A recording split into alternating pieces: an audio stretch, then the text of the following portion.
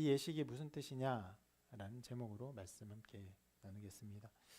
오늘 본문 말씀에는 무교절에 대한 말씀 그리고 유월절을 지키는 것에 대한 말씀이 나와 있습니다. 무교절은 유월절에 이어서 지키는 절기입니다. 무교절을 어떻게 지키는지는 기본적으로 이렇게 나와 있어요. 한번 읽어볼게요. 시작. 너희는 이래 동안 무교병을 먹을지니 그 첫날에 누룩을 너희 집에서 제하라. 무릇 첫날부터 일곱째 날까지 유교병을 먹는 자는 이스라엘에서 끊어지리라. 단순합니다. 무교병을 일주일 동안 먹는 것이에요. 그 당시 사람들이 이제 효모가 들어간 빵을 먹었죠. 효모가 들어가야 이게 부풀어 올라서 먹기에 좋은 빵이 됩니다. 그런데 무교병은 바로 그 효모를 넣지 않고 밀가루를 그냥 반죽하여 만든 빵, 먹기가 퍽퍽하고 실은 그래서 나중에는 그거를 고난의 빵이라고 이름하기도 했습니다. 이것이 무교절을 지키는 방법이에요. 무교절은 유교절하고 굉장히 긴밀하게 연결되어 있습니다.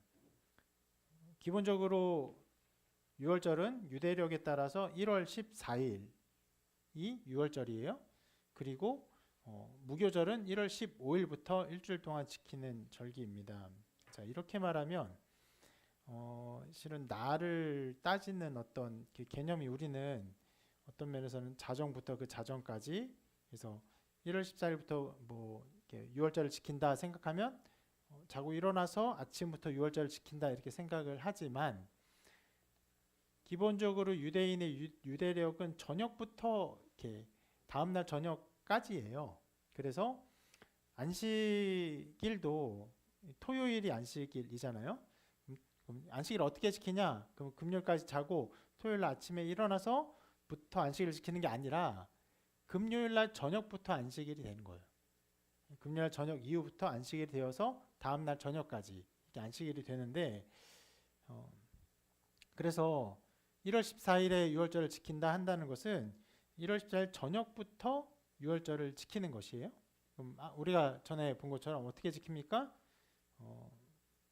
어린 양을 흠없는 어린 양을 죽이죠. 그리고 그 양을 먹습니다.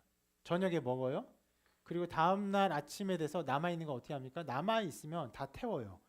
태워서 번제를 드리는 거예요. 그러니까 하나님께 이 모든 것을 다 드림. 피는 우리의 죄를 사하는 피값으로 바름. 고기는 함께 먹음으로 하나의 연합을 누림. 이런 것들이 그 안에 담겨 있는 것입니다. 자, 그리고 그 아침에 모든 것을 다 태운 이후로 그리고 곧바로 무교절이 시작되는 거예요. 그러면 그 뒤로 계속 이제 유교병을 먹지 않고 무교병을 먹으면서 이게 지내게 되는 것입니다. 일주일 동안. 이렇게 무교절과 유월절은요 굉장히 긴밀하게 연결된 날이죠.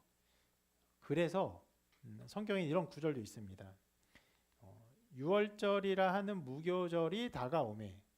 그러니까 무교절을 유월절로 또 부르기도 하는 거예요. 그러니까 완전 섞여 있으니까 그 명칭이 좀 교차되어 사용되는 것도 있는 것이에요.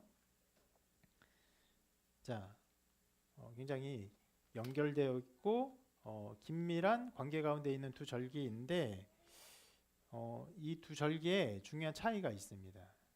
이것을 우리가 오늘 알아보고자 하는 것인데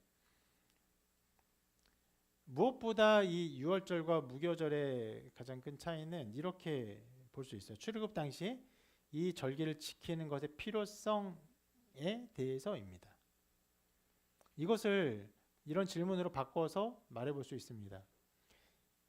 이스라엘 백성이 출애굽하는 데 있어서 유월절과 무교절을 지키는 것이 빠졌네요. 지키는 것이 얼마나 필수적인 절기였는가 라는 것이에요. 자, 지금 하나님께서 10번째 재앙을 내리기 전에 유월절을 지켜라 그리고 무교절을 지켜라 명령하셨습니다. 그렇게 명령함에 있어서 유월절은 어떤 면에선 10번째 재앙을 피하는 데 매우 필수적인 절기예요. 근데 무교절은 그렇지가 않습니다. 유월절 핵심이 무엇입니까? 양을 죽이는 거예요. 그리고 양의 피를 바르는 것입니다.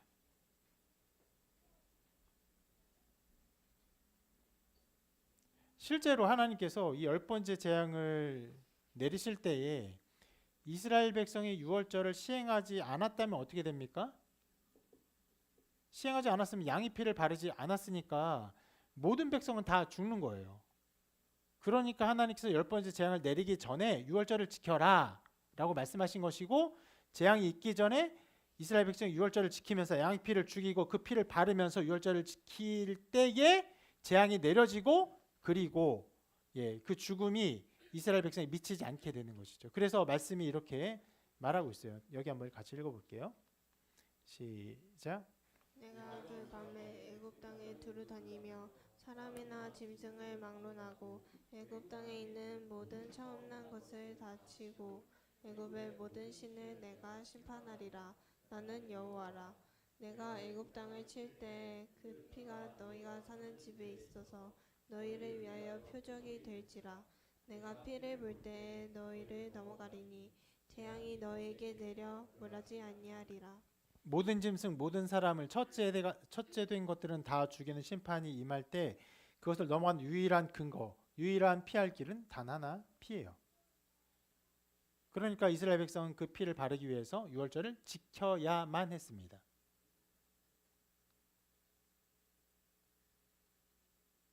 이 말씀을 들은 사람들은 재앙이 일어나기 직전에, 그 전에 이미 유월절을 지켜야 됐어요. 그래서 이렇게 말할 수 있어요. 유월절은 10번째 재앙을 피하기 위해 반드시 지켜야 했다. 그런데 무교절은 그렇지 않습니다. 자, 상황을 보십시다. 유월절을 지켜요. 그리고 밤을 지나고, 그러니까 지켜서 피를 바르고 고기를 먹고, 먹을 때도 급하게 먹어요. 먹고 다음 날이 돼요. 실은 밤을 지나면서 이미 심판은 이루어졌어요. 모든 첫째들은 다 죽습니다. 아침이 되어서 남은 고기는 다 태워요. 그래서 상황 어떻습니까?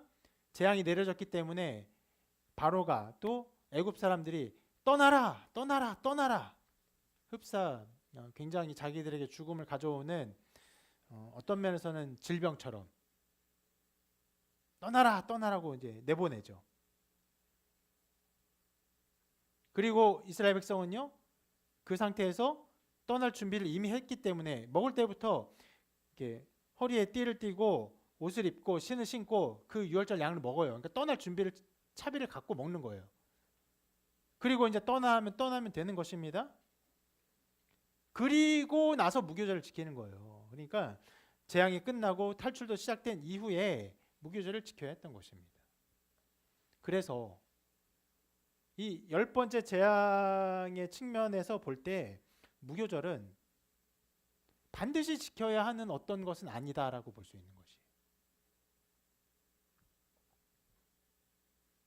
이미 끝난 일이에요. 심판 내려졌고 이스라엘 백성은 탈출하는 상황입니다. 그런데 하나님은 이 무교절을요 매우 엄중하게 명령하셨어요. 이렇게 말씀하셨어요. 너희는 이래 동안 무교병을 먹을지니 그 첫날의 누룩을 너희 집에서 제하라. 무릇 첫날부터 일곱째 날까지 유교병을 먹는 자는 이스라엘에서 끊어지리라.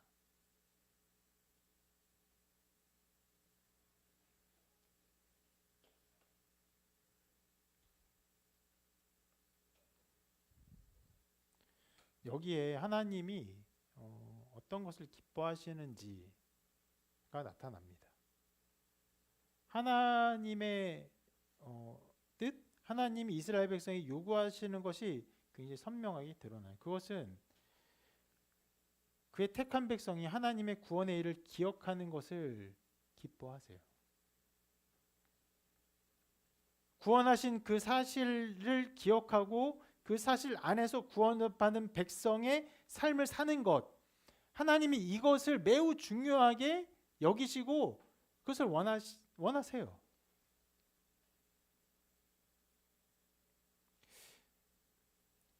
그 시기에, 출애굽 시기에 무교병을 먹는 일, 그 무교절을 지키는 일을 한편으로 생각한다면요, 그 나름대로 유용한 일일 수 있어요.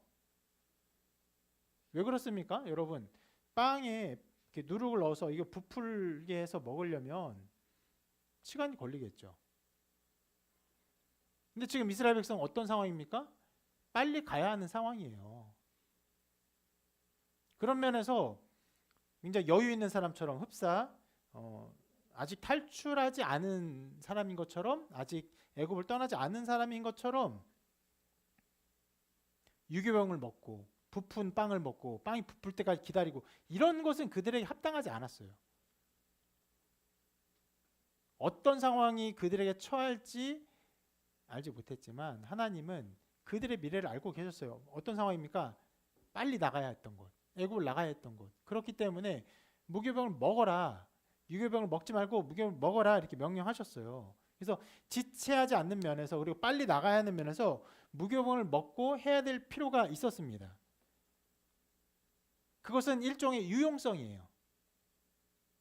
유용성으로 하나님의 뜻의 의미를 살펴볼 수 있는 부분입니다. 그런데 말씀은요, 단순히 그것을 유용한 것으로 다루지 않아요. 어떤 면에서도 너희가 유교병을 먹으면 시간을 낭비하고 위험하니 무교병을 먹고 너희의 안전을 찾아라, 이렇게 말씀하지 않으십니다. 그냥 명령하세요. 먹어라. 안 먹으면 끊어질 것이다.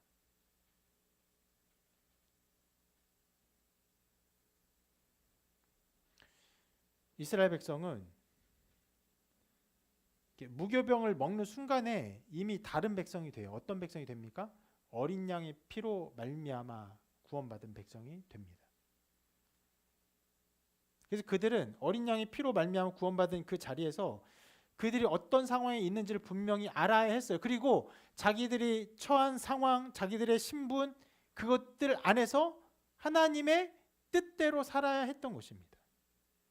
그들은 다른 백성이 됐어요. 하나님의 구원받은 백성이 된 것입니다. 구원받은 백성으로서 구원받은 백성에 합당한 걸음을 걸어야 했던 것이에요. 흡사 구원받지 않은 백성인 것처럼, 아직 애굽에 있어도 되는 백성인 것처럼 유교병을 먹거나 그런 삶을 살아서는 안 되었던 것입니다. 그들은 구원의 일을 기억하고, 언제입니까? 바로 전날, 바로 그 밤에 있었던 구원의 일을 기억하고, 그들이 서 있는 자리 어디입니까? 하나님께서 구원하신 그 자리. 또 어떤 자리입니까? 이 애굽을 내버리는 거예요. 애굽을 떨쳐내는 거예요. 실은 그들이 오랫동안 살아왔고 400년이기 때문에 그의 아버지 다 살아왔던 터전을 버리고 가야 해요.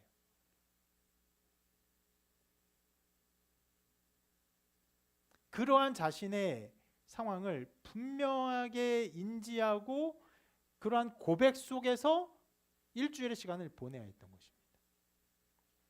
그래서 오늘 15절 말씀부터 시작한 이제 본문인데 17절에는 이렇게 말씀합니다. 17절 같이 읽어볼까요? 시작. 나는 내가 너희 군대를 애굽 땅에서 인도하여 내었음이니라. 자, 보면요, 무교절을 지키는 그 어떤 이유에 대해서 유용성이 전혀 나오지 않아요. 내가 너희를 구원했다, 그러니까 너희는 무교절을 지켜라.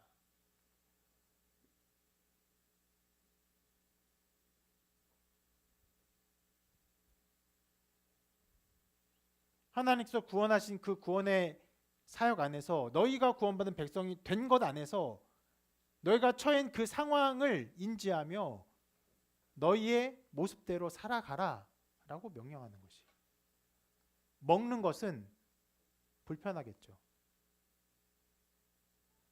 실은 감이 잘 오지 않습니다. 우리가 그렇게 빈핍하게 먹는 삶을 살아보지 않았기 때문에 영양이 부족하고 먹을 것이 없는 그런 세대에 살지 않았기 때문에 그 없는 와중에서 그 누룩 넣은 빵을 먹는 것이 얼마나 그들에게 도움이 되고 누룩 없는 빵이 얼마나 고난스러운지 이게 잘 와닿진 않아요. 그런데 고통스러웠을 거예요. 그러니까 고난의 빵이라고 이름을 짓죠. 무교병을. 불편하고 어려웠을 거예요. 그런데 그 자리에 서 있었어야 해요.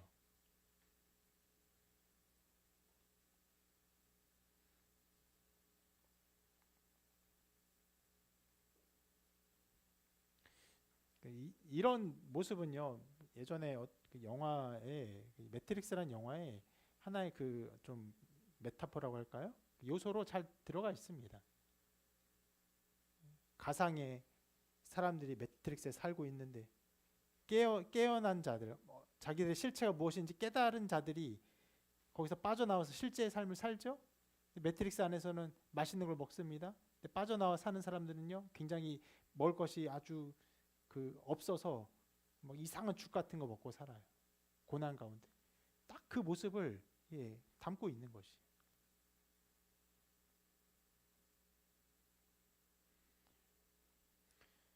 구원받은 백성으로서의 어떤 상황을 인지하고 그렇게 살아가는 것.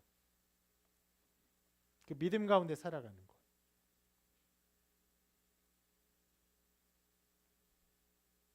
이 개념이 매우 중요하기 때문에 실은 오늘 지금 무교절을 지키라는 명령이 나오고 실제로 유월절을 지키는 시행하는 내용도 나오거든요.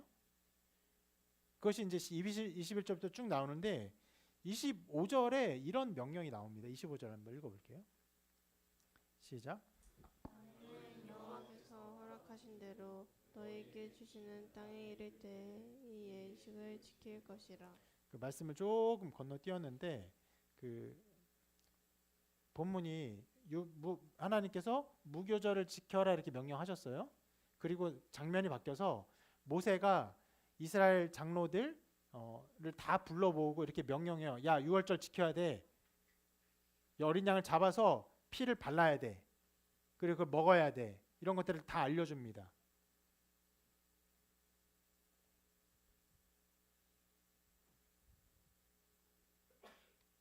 그런 중에 뭐라고 말합니까? 너희는 여호와께서 허락하신 대로 너희에게 주시는 땅에 이를 때 이 예식을 지켜라. 이 유월절을 지켜라 라고 말해요. 여러분 이거 말씀을 잘 생각하면 굉장히 이상한 상황이에요. 여러분 이 말을 하는 것이 언제입니까? 모세가 이 말을 하고 있는 것이 언제예요? 저 25절의 말을 10번째 재앙이 일어나기 전이에요. 이제 곧 유월절을 지키면 10번째 재앙이 일어나서 어마어마한 사람들이 다 죽어나가고 이스라엘 백성은 이제 탈출을 해야 되고 수백만의 사람들이 애굽에는 어마어마한 어렵고 고난스러운 길을 가야 됩니다. 지금 눈앞에 산적한 엄청난 일들, 이적들 그리고 그들이 가야 될 어떤 면에서 고난의 일들이 산처럼 쌓여 있어요. 그런데 그 일을 시행하기 전에 유월절을 말하면서 아주 먼 후에 있을 일을 가지고 얘기해요. 여호와께서 허락하신 대로 너희 주신 땅에 이르면 이 예식 유월절을 행하라. 아니요, 실은 지금 중요한 게 뭐예요? 지금 당장 행하는 것. 나중에 행하는 것? 뭐가 중요해요? 그런데 지금 모세는 지금 당장 유월절 시행하고 이 재앙을 피하는 것에 모든 초점을 맞추어도 부족한 것 같은데 그 말을 하면서 이 예식을 행하라. 나중에도 너희 그 땅에 이르면 반드시 이 예식을 행하라. 이렇게 말하고 있어요. 자, 그러면서 25절 이렇게 말했죠? 그 위에 이렇게 말합니다. 3절인데 2절인데 같이 한번 읽어볼게요. 시작. 이후에 너희의 자녀가 묻기를 이 예식이 무슨 뜻이냐 하거든 너희는 이르기를 이는 여호와의 유월절 제사라. 여호와께서 애굽 사람에게 재앙을 내리실 때에 애굽에 있는 이스라엘 자손의 집을 넘으사 우리의 집을 구원하셨느니라 라네. 백성이 머리 숙여 경배하니라. 뭘 얘기하고 있어요? 나중에 어느 땅에 도착해서 거기서 이 예식을 다시 행하는데 자녀들이 도대체 이 예식은 무엇입니까? 여러분 이 말을 보면요, 그 땅에 도착해서 이 예식을 행하는 것이 굉장히 먼 일이라고 어느 정도는 꽤 감을 잡고 있어요. 왜 그래요? 유월절을 실제로 지금 행하면 그거를 모르는 자손이 있습니까? 만약 지금 우리가 이거를 행한다면 우리 아이들도 함께 유월절을 지키는 거예요. 지금 당장. 어린 양을 죽이고 피를 발라요. 그리고 탈출해요. 엄청난 일. 이거 기억 속에서 지워질 수 없는 일이에요. 평생에. 그런데 나중에 가서 너희의 자녀가 이 예식이 무슨 뜻이냐 묻거든 이렇게 물어봐요. 그럼 뭘 전제한 거예요? 굉장히 오랜 후에 이것을 알지 못하는 자손들이 태어나 자라서 그들이 예식이 무슨 뜻이냐 묻거든 이렇게 말을 하는 거잖아요. 여러분, 그 먼 옛날의 일이 지금 뭐가 그렇게 중요해요? 근데 모세는 그것을 굉장히 중요하게 다루고 있어요. 무엇이에요? 하나님이 구원의 일을 이루시고 베푸시고 백성은 그것을 알고 이해하고 믿고 그 믿음 속에서 살아가는 것, 이것이 이스라엘 백성이 살아가야 되는 삶의 정체성임을 말씀이 가르쳐주고 있는 것이. 실은 그 당시는 정말로 재앙이 일어날 것인가, 정말로 우리가 살아남을 것인가, 하나님 어떻게 우리를 구원하실 것인가, 인간의 마음속에서는 이런 불평, 불만, 어떤 면에서는 의구, 의심의 마음들이 가득한 사람들이 많았을 거예요. 근데 모세가 이 모든 명령을 하면서 그런 것들 다루지 않아요. 무엇이 중요합니까? 하나님께서 행하시는 것이 중요해요. 하나님께서 구원하시는 것이 중요해요. 그리고 그 일은 반드시 일어나요. 그리고 어린 양의 피를 바르면 반드시 살아요. 그리고 이게 어떤 것이 중요합니까? 하나님께서 행하신 구원의 일 안에서 그들이 그것을 기억하고 그것을 붙들고 그 믿음 안에서 이 예식을 행하며 하나님께서 우리를 구원하셨구나 이것을 알고 믿고 믿음을 살아가는 것이 중요하다는 것을 가르치는 것이에요.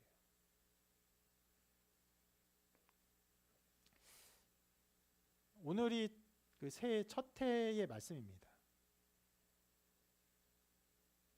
그래서 첫 해의 말씀을 어떤 말씀을 준비할까 고민하다가 오늘 순서대로 이제 출애굽기를 보고 있는데 이 말씀이 굉장히 우리가 살아가야 하는 지점을 잘 알려주는 말씀이라고 생각해서 다른 본문으로 가지 않고 그냥 이 순서대로 이 말씀을 보게 되었습니다.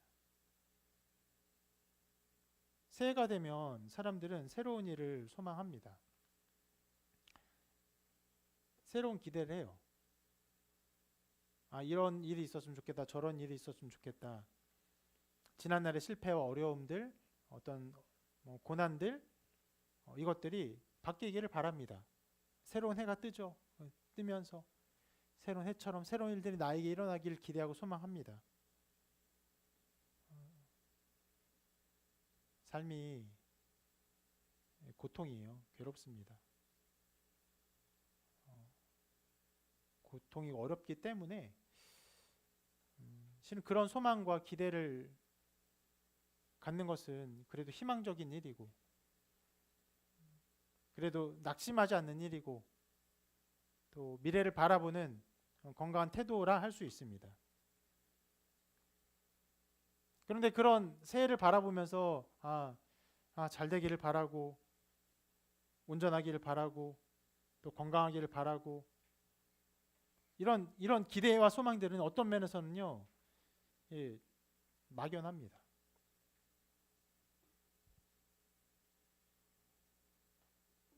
어떤 근거가 있다고 할 수 없습니다. 그리스도의 삶은요 달라요. 그것과 다릅니다. 좋은 것이 있기를 막연히 바라는 것이 아니에요. 우리 삶은 무엇입니까? 천지를 지으시고 우리를 지으시고 우리를 사랑하신 하나님의 사랑과 그의 행하심에 근거한 것이에요. 특히 우리를 사랑하사 베푸신 구원의 사역에 근거하여 앞으로를 바라보는 것입니다. 그때나 출애굽 때나 지금이나 하나님 백성의 삶은 그것이에요. 하나님이 어떠한 일을 했는지를 보아라. 하나님이 어떤 구원을 베풀었는지 보아라. 그리고 너의 삶을 살아라 하는 것이에요.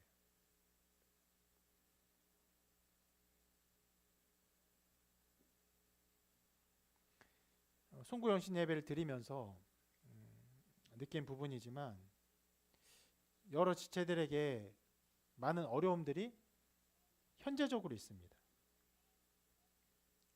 그것이 2026년에는 바뀌기를 바라고 온전케 되기를 바라고 여러 기도 제목들이 이루어지기를 바랍니다. 근데 우리의 그런 모든 소망의 근거가 무엇입니까? 단 하나예요. 하나님의 구원 사역이에요. 하나님의 구원 사역 안에서 우리는 소망하는 것입니다. 우리를 사랑하셔서 그렇게 구원하셨기 때문에, 물론 그렇게 말할 수도 있어요. 하나님께서 구원하셨으면 왜 우리에게 어떤 면에서 무한한 복락을 주지 않으셨는가? 왜 어려움과 고난을 주시는가? 이것은 어떤 면에서 우리 설계 주제를 벗어나기는 문제이긴 합니다. 신자들 언제나 환난과 어려움이 있어도 하나님의 구원과 사랑의 근거여서 인도하심을 바라보며 사랑을 바라보는 것입니다.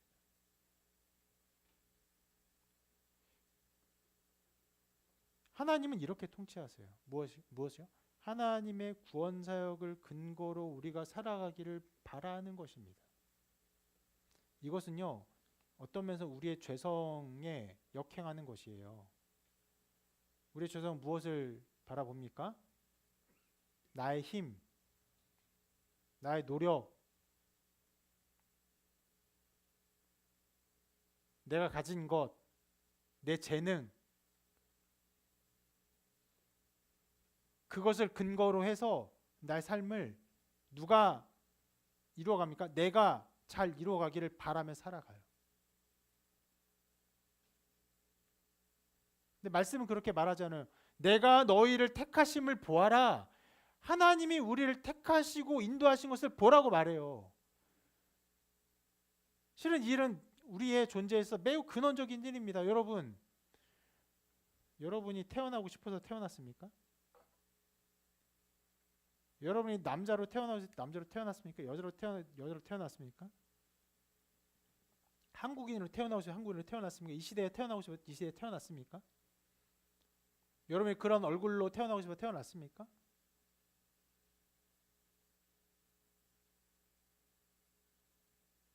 아무것도 우리가 택한 것이 없고 우리가 다 주어졌어요. 실은 우리는 근원적으로 우리의 존재 자체가 내가 택해서 내가 힘으로 무엇을 바라고 성취하고 이루어가는 존재가 아닌 것을 아는 상황으로 이 모든 것이 주어졌습니다. 그런데 기가 막히게도 우리는 그렇게 모든 것이 주어진 상황에서 자라고 성장하고 배우면서 극한의 교만 가운데 내가 이 모든 것을 이루고 내가 모든 것을 성취하고 내가 모든 것을 통제하고 내가 모든 것을 하려고 합니다.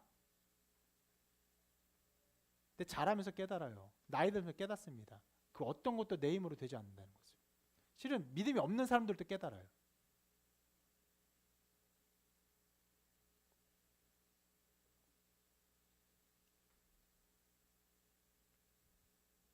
아무리 똑똑하고 재능 있고 훌륭한 사람도 아무것도 자기의 힘으로, 자기의 능력으로, 자기의 뜻대로 되지 않는다는 것을 깨닫습니다. 하나님 우리에게 말씀하세요. 하나님이 우리를 택하시고 구원하신 것, 하나님이 우리에게 베푸신 그 사랑에 근거하여 살아가라. 하나님은 이것을 보이시기 위해서, 하나님의 이 구원 사역을 보게 하기 위해서 전 세계 수많은 사람 중에 한 사람 아브라함을 택하셨습니다. 여러분 아브라함 택하심은요, 이 구원사의 흐름에서 굉장히 큰 변화예요.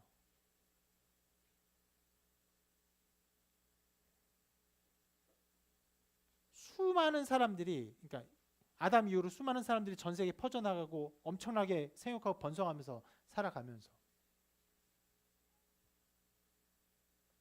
여러분 최근래에 어떤 인구학적인 것만 보아도 예를 들어서 인도네시아였던 것 같아요. 그것만 보아도 여러분 인구가 막 몇백만이 몇천만이 되고 몇 억이 되는 것 그렇게 오래 걸리지 않습니다. 그게 1000년 걸리고 하지 그렇지 않아요. 고작 200~300년 안에 정말 수백 수천만 명이 순식간에 불어납니다. 그럼 그 고대 옛날에 엄청나게 사람들이 불어나면서 어마어마한 사람들이 흩어지면서 어떻게 해요? 성경이 뭐라고 말합니까? 죄가 관영했다.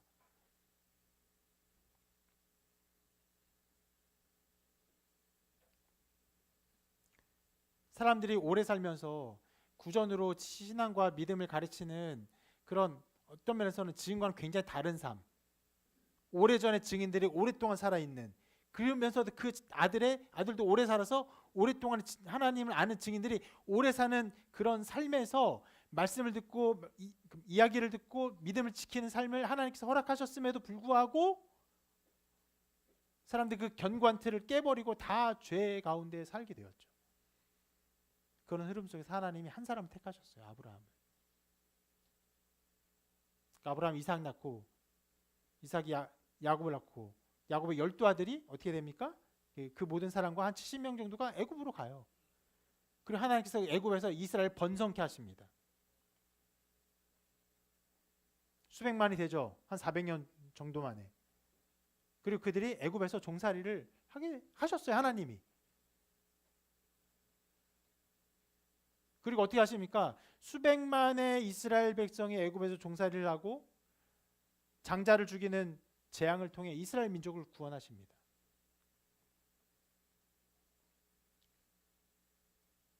그러니까 이스라엘 민족은요, 어떤 면에서는 이스라엘 민족의 태동부터 본격적인 태동부터 하나님의 구원으로 말미암아 태동했다라고 볼 수 있어요.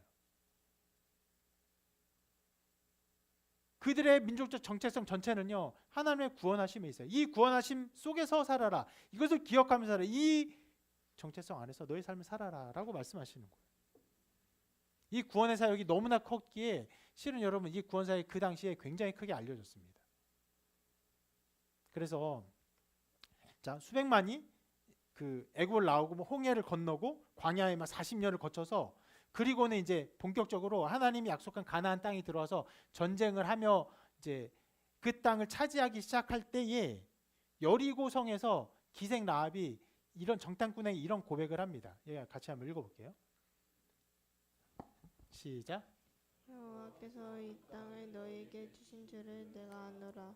너희가 너희를 심히 두려워하고 이 땅 주인들이 다 너희 앞에서 간담이 노나니 이는 너희가 애굽에서 나올 때 여호와께서 너희 앞에서 홍해물을 마르게 하심과 너희가 요단 저쪽에 있는 아모리 사람의 두와 시돈과 옥에게 행한 일 곧 그들을 분별시킨 일을 우리가 들었음이니라.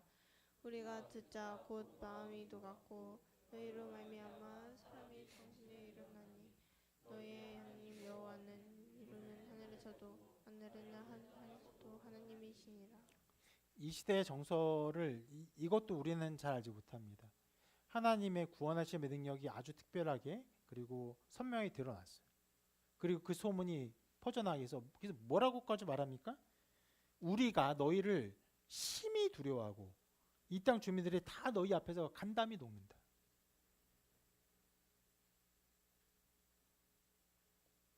여러분 기생 라합이 어떤 뭐 정보가 특별해서 혹은 종교성이 특별해서 이것을 아는 것이 아니에요. 이 말은 그 당시에 이 이스라엘에 대한 소문, 하나님께서 이스라엘을 택하시고 구원하시고 이들을 이끄신다는 것들이 수많은 사람들에게 엄청나게 퍼져 나간 것이. 그렇게 하나님은요 이스라엘에게 큰 구원을 주셨고 그리고 유월절과 무교절 속에서 그 구원의 기억 속에서 살게 하셨습니다. 그러니까 하나님이 택하신 일, 그것을 기억하며 사는 것이 너무나 중요하기 때문에 유월절을 강조하고 유월절을 처음 지키라고 명령하면서도 훗날에 있을 유월절을 말하면서 너희 자손이 무엇이나 묻거든 하나님의 구원이라고 말을 해라. 그리고 유월절 직후에도 무교절을 지키면서 이 구원의 일을 반드시 기억해라라고 말씀하시는 것이. 이스라엘은 그렇게 전무후무한 하나님의 구원의 역사 속에서 이 구원의 역사를 바라보며 그 구원의 정체성 속에서 자기 삶을 살아야 했던 것입니다. 그런데 이 출애굽 사건은 그 시기에 그 고대근동의 모든 사람이 아는 엄청난 사건이었지만 이 사건은 하나님이 베푸신 하나님의 구원사에게 그림자일 뿐입니다. 지금 이제 제 뒤에도 그림자가 있죠. 그림자가 저의 모습을 살짝 보입니다. 근데 저는 이 그림자보다 훨씬 더 선명해요.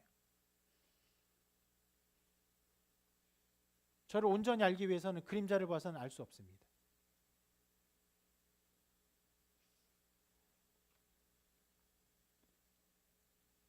이 10번째 재앙, 출애굽 사건 무엇을 보입니까? 장자가 죽음으로 구원받는 것, 어린 양의 죽음과 피로 구원을 받는 것, 이 땅에 어린 양으로 오시고 십자가에 달려 죽으신 예수님의 구원 사역의 모형이 바로 유월절이었던 것이죠.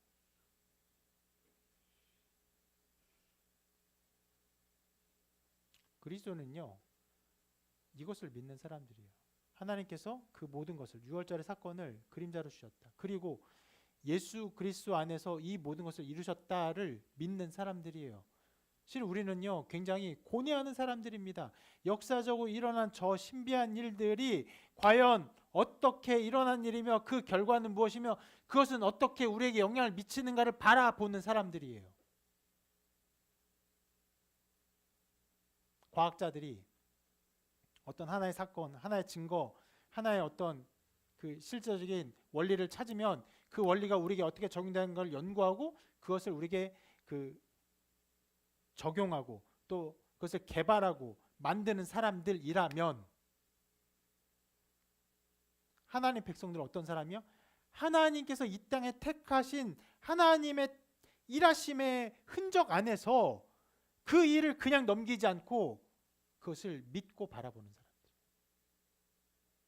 유대인들도 저건 믿죠. 어떤 것을 그 출애굽 믿어요. 그래서 유월절과 무교절을 지키며 살아갑니다. 지금도. 근데 우리는 그것을 믿을 뿐 아니라 그것이 더 나아가 예수 그리스도의 그림자임을 믿어요. 아기 예수로 오시고 자기를 하나님의 아들이라고 말씀하시고 그리고 죽으시고 부활하신 그 일, 여러분 그 일이 어떤 일인지를 깊이 고뇌하시기를 바랍니다.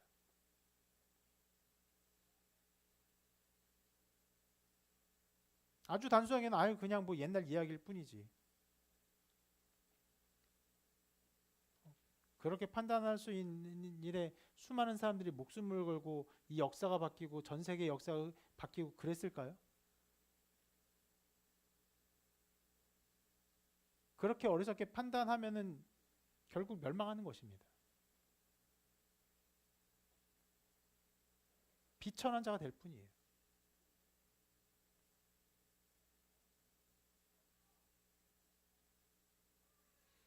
그 예수 그리스도의 일 안에서 실은 믿는 것이 어려운 일입니다. 2000년에 있었던 그 한 사람에 있었던 그 일을 우리가 어떻게 믿습니까?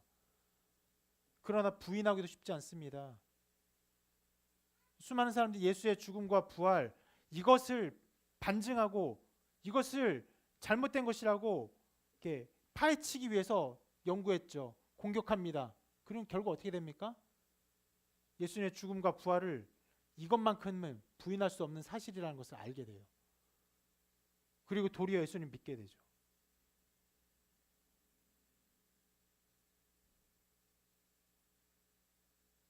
그렇게 하나님은 예수 그리스도를 우리의 구원자로 보내주셨고 이 모든 구원 사역의 일에 찬란한 영광으로 그를 덮으셨습니다.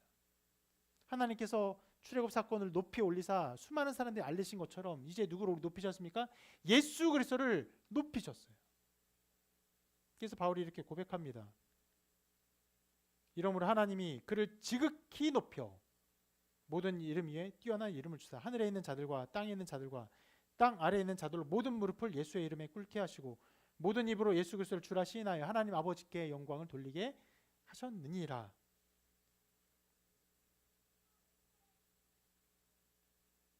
그 당시에 수많은 사람들이 예수님 믿는 것 보고 바울이 이렇게 고백했습니까? 상황을 보고 고백한 것이 아니죠. 그런 일이 있기도 했지만 하나님의 아들이신 예수 그리스도의 오심과 죽음과 부활을 보고 성령께서 그의 입술을 통해서 이것이 어떤 사역인지를 선명히 드러내는 것이에요.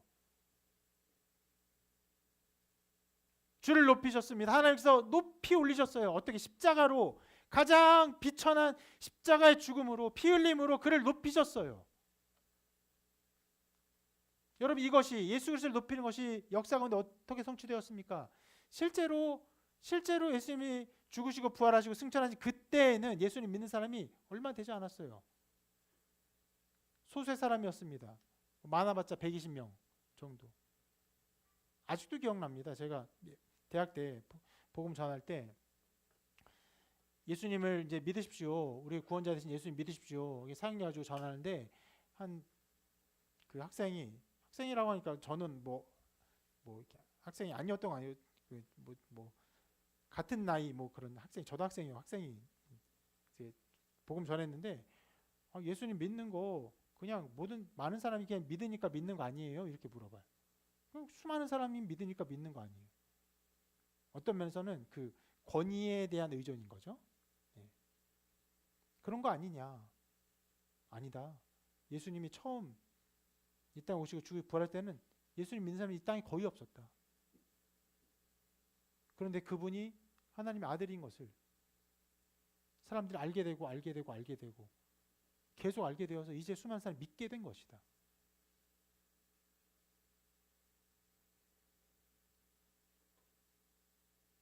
복음이 전해지는 곳마다 어떻게 됐습니까?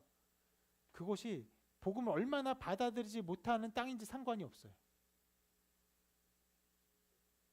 우리나라도 마찬가지죠. 선교사들이 어떤 편지를 했습니까? 이곳에는 흑암밖에 없습니다라고 했어요.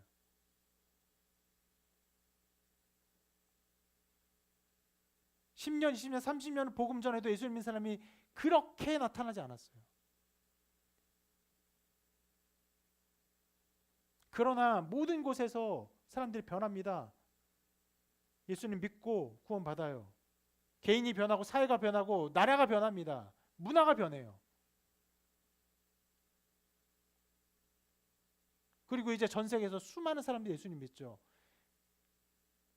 예수님 믿는 사람이 가장 많습니다. 우리나라 굉장히 이상한 나라여서 그 무종교인이 굉장히 많은 상태인데 이거 되게 이상한 나라예요. 이상한 나라.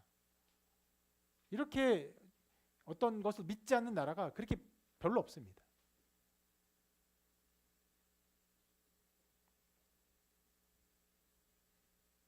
사단이 끈질기게 이 복음을 박해합니다.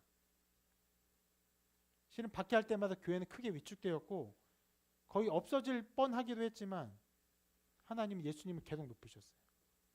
때로는 신자들의 죽음을 통해서 높이셨어요. 처음에 로마에 의해서 얼마나 많은 사람이 죽어갔습니까? 사도가 죽고 목사가 죽고 성도가 죽고 실은 아이까지 죽었습니다.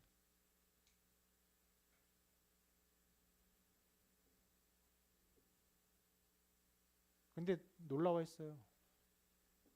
죽음 앞에서 그들이 보인 죽음을 맞아들이는 그 기쁨을 보고는 로마의 그 귀족들이, 로마의 권세자들이 자기들이 한 번도 가 닿을 수 없는 기쁨을 가지고 있는 그들을 보고는 충격을 받았어요. 그들은 무한의 즐거움을 누렸습니다. 심지어 먹는 즐거움을 계속 느끼기 위해서 어떻게 했습니까? 입으로 씹고 하다가 뱉어요. 왜요? 먹으면 배부르니까. 계속 먹으려고. 씹고 뱉고. 수많은 스포츠, 잔인한 것들, 피를 보는 것들, 다스리는 것들, 권력, 성적인 것들, 무한의 즐거움을 다 느꼈어요. 세상의 쾌락을 다 누렸습니다. 그런데 예수를 믿는 자들이 보인 죽음 앞에서의 담대함, 죽음을 기쁨으로 받아들이는 그 얼굴에 있는 영광이 비친 그들은 가 닿을 수 없는 것이었어요.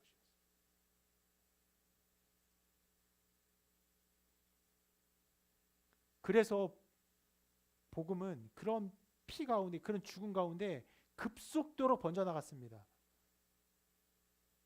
그래서 나중에 수많은 귀족들이, 로마의 귀족들이 다 예수님 믿어요. 그래서 계속 황제가 핍박하니까 형제여, 예수 믿는 사람을 계속 죽인다면 우리 모두가 다 죽어야 합니다. 라고 말할 정도가 되었어요. 그렇게 교회는요 계속 확장되어 왔어요. 하나님께서 예수 그리스도를 높이셨어요.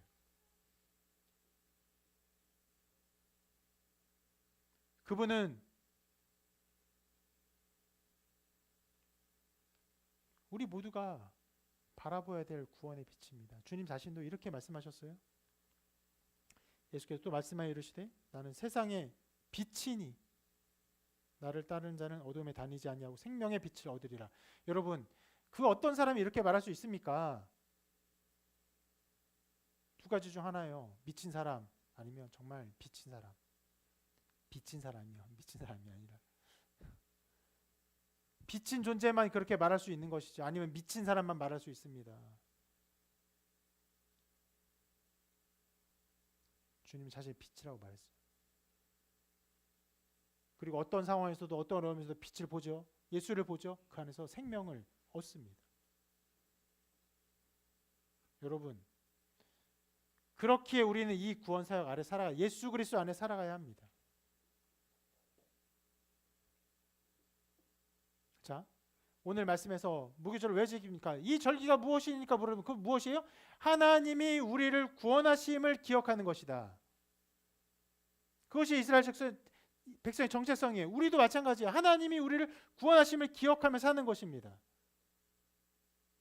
막연한 미래를 바라보고 내 능력을 바라보고 내 힘을 바라보는 것이 아니라 하나님이 우리를 사랑하셔서 그 아들을 주위까지 사랑하셨기 때문에 그 사랑 안에서 우리의 삶을 기대하고 소망하며 나아가는 것입니다. 그리고 유월절을 기억하며 무교절을 기억했던 이스라엘 백성처럼 우리는 구원을 기억하며 그 믿음에서 살아가는 것이 바로 예배입니다. 예배는 우리가 하나님을 기쁘게 하기 위해서 무언가를 드리는 것이 아닙니다. 그래서 예배 드린다는 말은 잘못된 말이죠. 흡사 약간 제사 드린다라는 개념처럼 예배를 하나님께 드린다라는 개념은 잘못된 것입니다.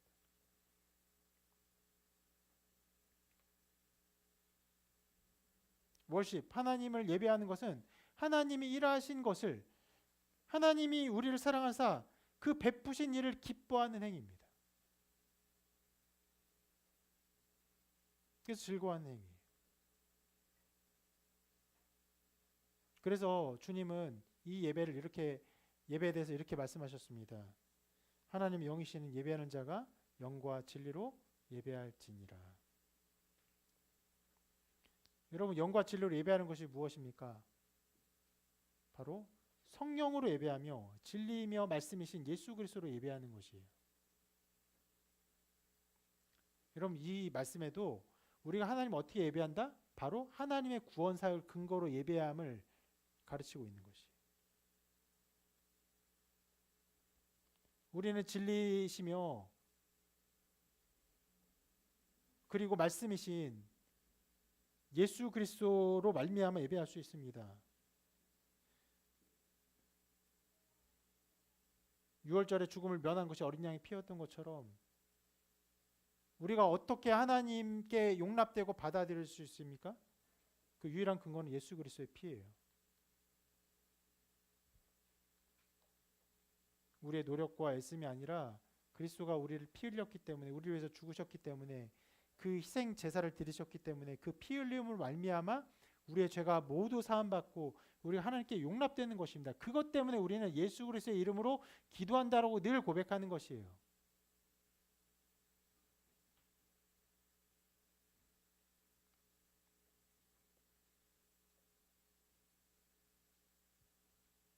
그리고 예수님의 십자가로 말미암아 구원받음을 믿는 백성들에게 하나님은 성령을 선물로 주십니다. 이 말씀 같이 읽어볼게요. 시작. 우리가 회개하여 각각 예수 그리스도의 이름으로 세례를 받고 죄사함을 받으라. 그리하면 성령의 선물을 받으리니. 네, 예수 그리스도의 이름을 믿고 죄사함을 받는 자에게 성령이 오십니다. 선물로 주세요. 성령이 그렇게 우리 역사하십니다. 그리고 성령은 어떤 일 하십니까? 같이 읽어볼게요. 시작.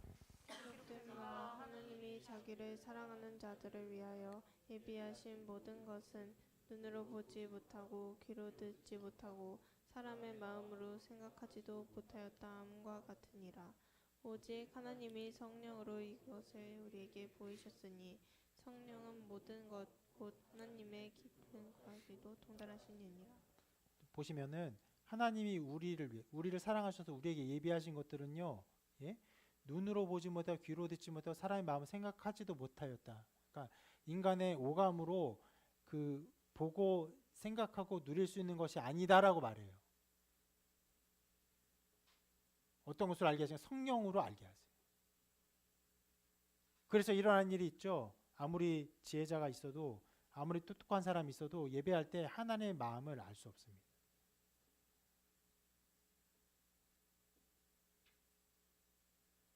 좀 비유적으로 말하자면 굉장히 영리하게 수학을 많이 공부한 사람이 미술관에 가서 이 미술 그 작품을 보면서 아무것도 알지 못하고 하품만 하도 나온 거고 똑같아요. 똑같진 않죠. 비슷해요.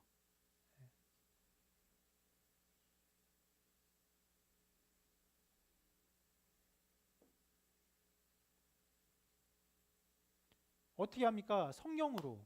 하나님의 영으로 이것을 알게 하세요. 7은 계속되는 말씀인데 또 계속 읽어볼게요. 시작.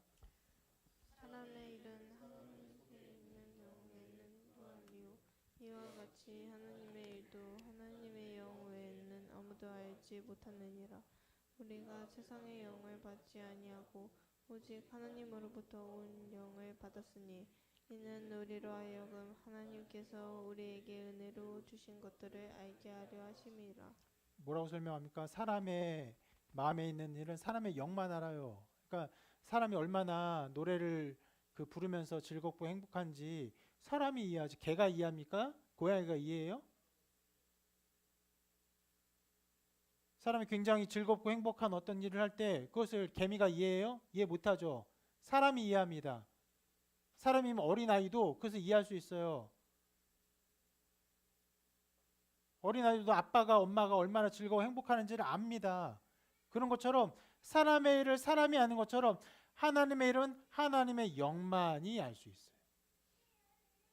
어떻게 합니까? 하나님께서 우리에게 은혜로 주신 것들을 알게 하기 위해서 그렇게 성령을 우리에게 주시는 것이에요.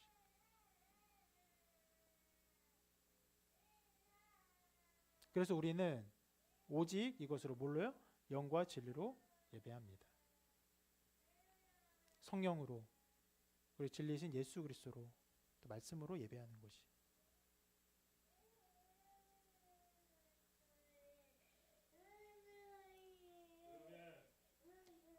영과 진리로 예배함을 우리가 기억해야 됩니다. 하나님의 구원사를 알고 믿고 즐거워하는 것이에요. 그것이 예배예요. 그래서 모든 예배는 언제나 그리스도 중심적이 되어야 됩니다. 성삼위 하나님을 아는 것이 되어야 됩니다. 섣부르게 사람들을 위로하거나 사람들을 칭찬하거나 사람들이 주인공이 되는 것이 아니에요.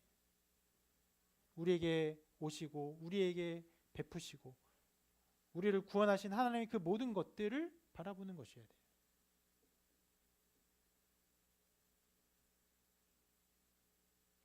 우리는 구원사역 위해서 하나님의 사랑을 알고 확신할 수 있는 것입니다. 그래서 바울은 이렇게 길게 고백합니다. 긴 말씀인데요. 우리 같이 한번 읽어볼까요? 시작. 그런즉 이 일에 대하여 우리가 무슨 말 하리요? 만일 하나님이 우리를 위하시면 누가 우리를 대적하리요? 자기 아들을 아끼지 아니하시고 우리 모든 사람을 위하여 내주신 이가 어찌 그 아들과 함께 모든 것을 우리에게 주시지 아니하겠느냐? 누가 능히 하나님께서 택하신 자들을 고발하리요? 의롭다 하신 이는 하나님이시니 누가 계속 있습니다. 누가 정죄하리요? 죽으실 뿐 아니라 다시 살아나신 이는 그리스도 예수시니 그는 하나님 우편에 계신 자요 우리를 위하여 간구하시는 자신이라. 누가 우리를 그리스도의 사랑에서 끊으리요? 환난이나 공고나 박해나 기근이나 적신이나 위험이나 칼이랴. 기록된 바 우리가 종일 주를 위하여 죽임을 당하게 되며 도살당할 양같이 여김을 받았다함과 같으니라. 실은 바울이 하나님의 끊을 수 없는 사랑을 계속 말하다가 36절에 갑자기 이상한 얘기를 해요. 뭐라고 말합니까? 우리가 종일 주를 위하여 죽임을 당하게 되며 도살당할 양같이 여김을 받았나이다. 무슨 말입니까? 신자들이 수많은 고난과 어려움과 환난을 당함을 말하는 것이에요.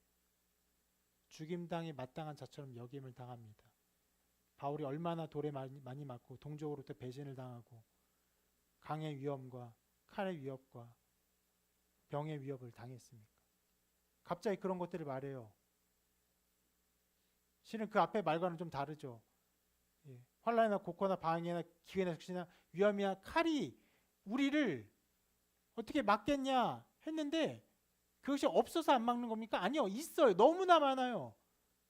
도살당할 양같이 여김을 받을 정도로 고난과 환난이 있어요. 그리고 계속 말합니다. 같이 읽습니다. 시작. 그러나 이 모든 일에 우리를 사랑하신 이로 말미암아 우리가 넉넉히 이기느니라. 내가 확신하노니 사망이나 생명이나 천사들이나 권세자들이나 현재일이나 장래일이나 능력이나 높음이나 깊음이나 다른 어떤 피조물이라도 우리를 우리 주 그리스도 예수 안에 있는 하나님의 사랑에서 끊을 수 없으리라. 사랑하시는 사랑 안에서 아무것도. 근데 그 고백이 참 놀라운 게 내가 확신하노니 사망도 우리를 끊을 수 없다 이런 정도가 아니라 사망이나 심지어 생명도.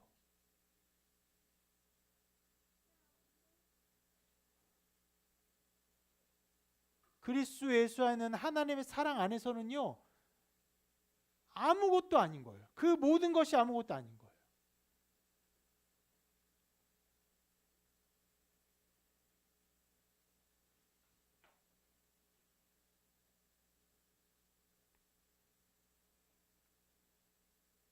현재 일도 장래 일도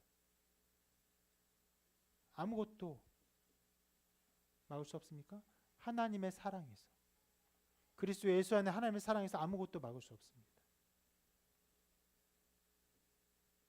신자는 바로 이러한 삶을 사는 것입니다.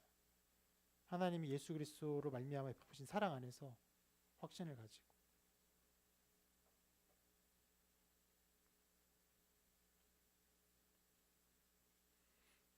이것이 여러분의 삶이 되기를 바랍니다. 막연히 좋은 일이 있기를 바라는 그런 사람이 아니라 하나님의 사랑 안에서 하나님을 기뻐하고 그리스도 예수 안에서 하나님의 사랑을 기뻐하는 신자의 고백이 삶에 충만하고 그것 안에서 하나님을 예배하며 기뻐하며 즐거워하는 삶이 되시기를 주님의 이름으로 축원합니다.